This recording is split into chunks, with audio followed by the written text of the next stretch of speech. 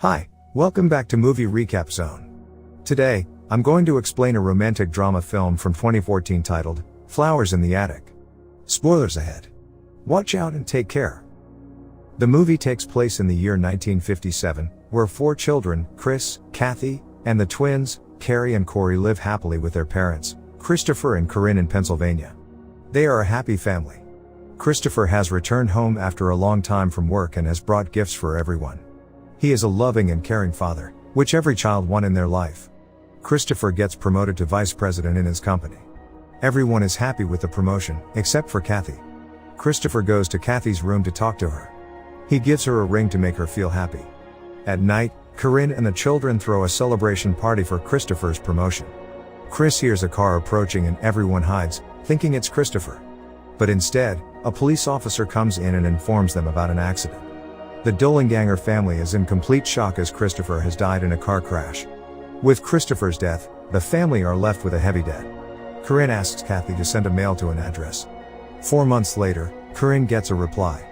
She tells Chris and Kathy that they are now going to live with Corinne's wealthy parents in Virginia. Chris and Kathy want to stay and even agree to help Corinne.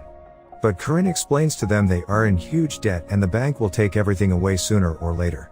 So Corinne wants to leave as soon as possible. She also tells them that their last name isn't Dollanganger, but Foxworth. They leave for Virginia the same night. Corinne and children get off at a remote location and walk to Foxworth's residence. Corinne's mother, Olivia, gives them a cold welcome and then takes the children to a small room in the attic as she doesn't want Corinne's father to find out that they are here. Olivia instructs them to keep the drapes off the window closed all the time and she will also lock the door from outside. Before leaving, she says, "God sees everything," which confuses the kids as they don't understand what she means.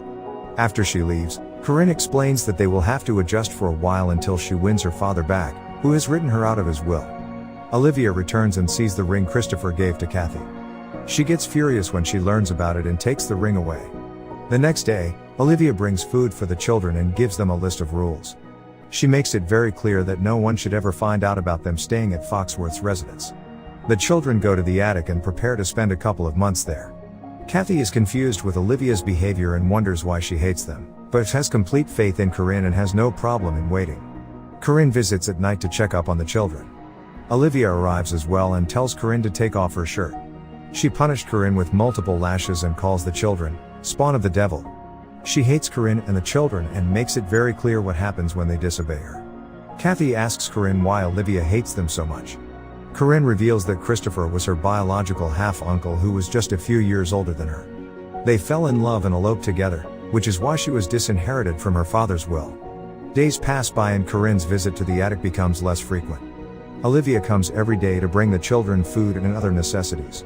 Kathy tells her she is a ballet dancer and Chris is an excellent painter. But Olivia, being rude as always, asks Kathy whether Chris has ever asked her to pose for him, naked. As the maids are about to arrive to clean the room, Olivia tells the children to hide in the attic.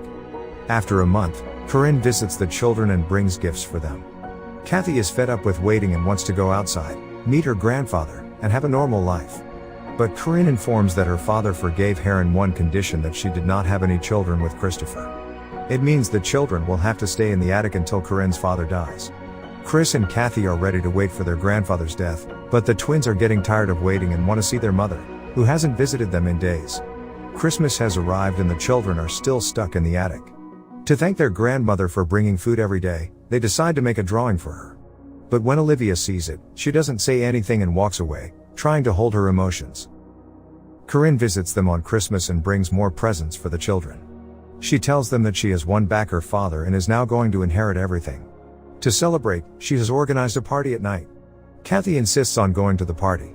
So Corinne tells them to hide inside a board and see everything from there. Corinne's father arrives at the party and brings a present for Corinne. It seems that Corinne and her father too had an unusual relationship which her mother didn't approve of. After the party, Kathy and Chris head back to the attic. While returning, they see Corinne and the family lawyer, Mr. Winslow, who are having an affair. They are planning to start a new life, without the children, when Corinne inherits everything. Chris decides to explore more about the house and finds that Corinne is having a far better life than she claims. Corinne finds out that Chris is still outside and slaps him for disobeying her. She is turning from a loving mother to a selfish woman who just cares about herself. She visits the children the next day and suggests that all of them can leave if they want to, but will lose all the money if they leave now. The children fell for her and decide to wait for just a little longer. Time passes by and 1 year has already passed. Kathy and Chris are entering puberty and Chris is now developing feelings for women. Corinne visits Kathy and gives her a bra as she is becoming a woman now. While she is trying her first bra, Chris accidentally comes in. Olivia catches them and as punishment, tries to cut off Kathy's hair. Chris stops her, but she threatens to starve them for a week if Chris doesn't cut off Kathy's hair himself. Chris and Kathy refuse to follow her command and give the remaining food to the twins, hoping that their mother will come soon. Olivia visits them and leaves them a basket of food. But when Kathy wakes up, she finds tar in her hair. Left with no choice, Chris decides to cut off Kathy's hair. While doing so, Chris tells Kathy that he finds her beautiful, but it's wrong to think of her like that. Another year has passed by and they are still stuck in the attic. Due to a lack of fresh air and sunshine, the twins' growth has been severely stunted. So Kathy and Chris begin planning their escape.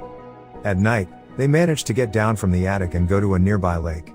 Corinne has not visited them in months and they begin to think that their mother has abandoned them.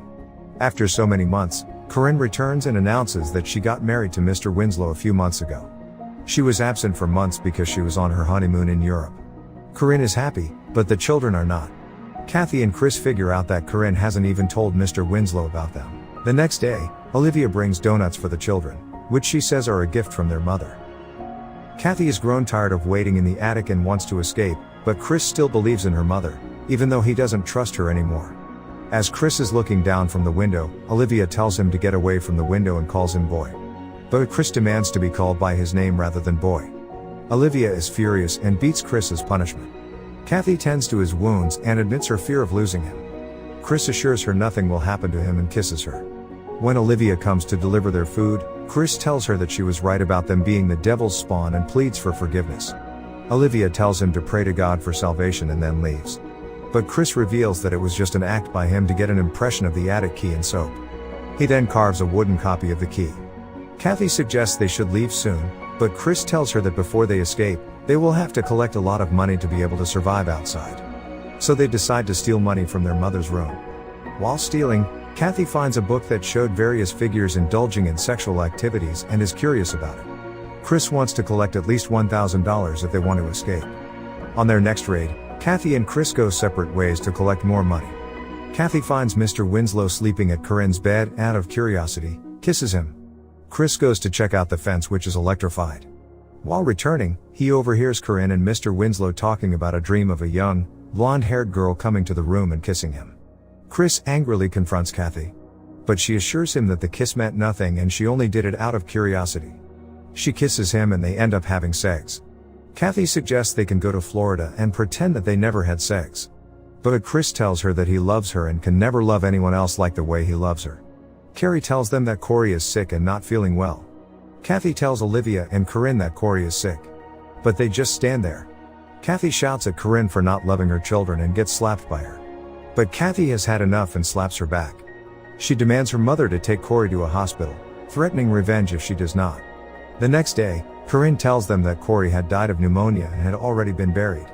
The children are devastated by Corey's death. They fear for their lives now and decide to go for a final raid and take everything they can get. They go to Corinne's room and find out that Corinne and Mr. Winslow have left Foxworth's residence. They grab as much jewelry as possible for their escape. During the search, Chris overhears a conversation between the butler and a maid that Corinne's father has died 7 months ago and Olivia has been taking poison to kill the mice in the attic.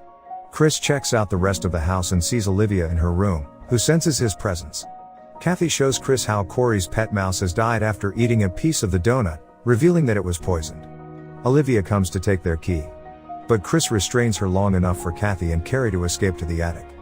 Olivia chases after them, but when Chris shuts the door and turns the lights off, she panics due to her claustrophobia. Olivia tells them that it was their mother who poisoned them, not her. But they leave her anyway and climb out of the window. They run to the fence, trying to escape Foxworth's residence. During their escape, they run into the butler, who learns they are Corinne's children. He is completely shocked by this revelation and tells them to run while he cuts off the electric fence for them. They manage to board a train to Florida and Chris assures Kathy that their suffering is finally over. Kathy vows revenge on Corinne who kept them in the attic, hidden from the world all these years. I hope you guys enjoyed this video. Hit that like button if you did, subscribe if you're new. And at last, I'll say stay well, stay safe, thanks.